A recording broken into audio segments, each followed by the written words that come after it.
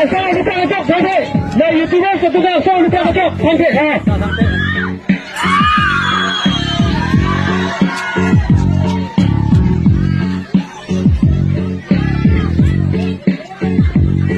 Audience tu mari jaga tak?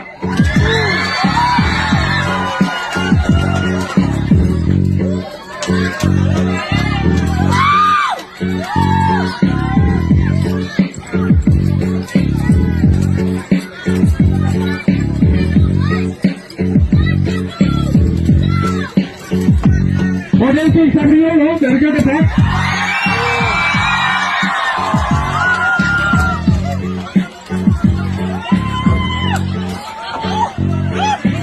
Alali asal dulu bertanya alali dan tanda mana kodi, berita alali, ada berita kata ke, alali stiker tinggi, sekarang mana bukan alali brosli jet kadi alali brosli ni lagi.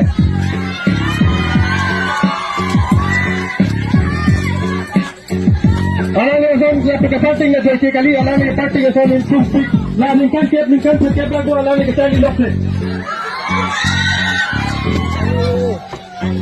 Stick parting basically there is some language and stick up and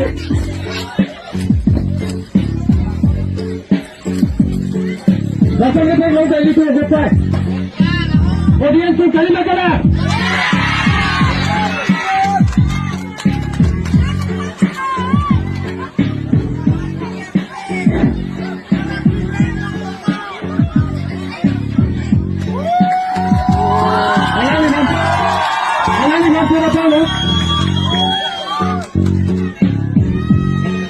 Alali sesang desi kemudian alali sesang desi ni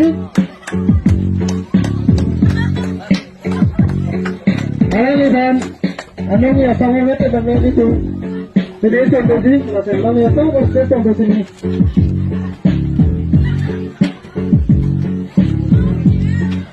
alali apatnya alali asal tek hoy to dan ini tu orang bising terang alali dah tek dan cepat lagi jo. Bising terang alali dah tek dan alali cepat lagi. Ini kan ini kacau ke alali, kan ini kata lalu ke alali ni tak lagi. Bising terang laku, hari ni sudah ada alali ni. Alali dah stiker tinggi.